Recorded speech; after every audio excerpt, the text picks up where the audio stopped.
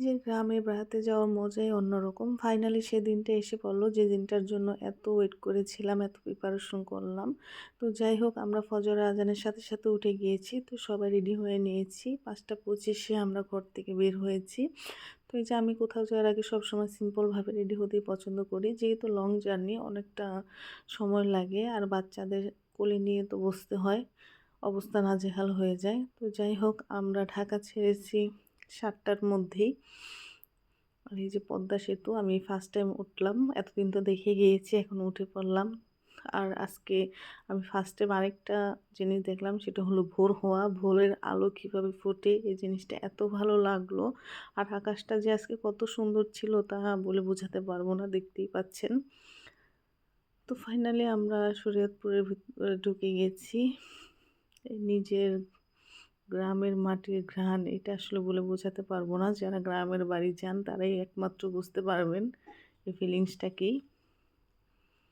আর এত সুন্দর ছিল, মনে হয় কুয়াশায় চাদর মোড়ানো একটাই ছিল।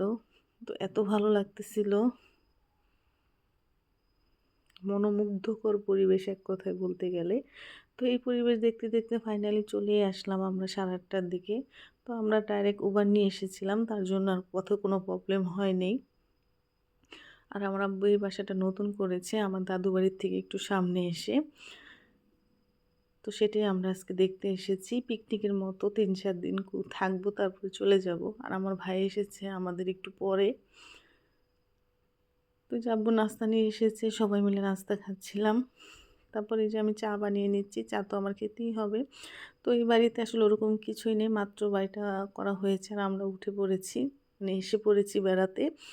তো সব কিছু নতুন কিনে আনা হয়েছে। তো সেটা দিয়ে আম্মু বেশিরভাগ ঢাকা থেকে নিয়ে এসেছে। আর গ্রামে গেলে আমার একটা জিনিস খুবই ভালো লাগে, সেটা হলো রোদে বসে চা খাওয়া। এটা আসলে অন্যরকম একটা মজা। তো যাই হোক, এখানে আব্বু কলই শাক নিয়ে এসেছে, টাটকা টাটকা একদম ফ্রেশ।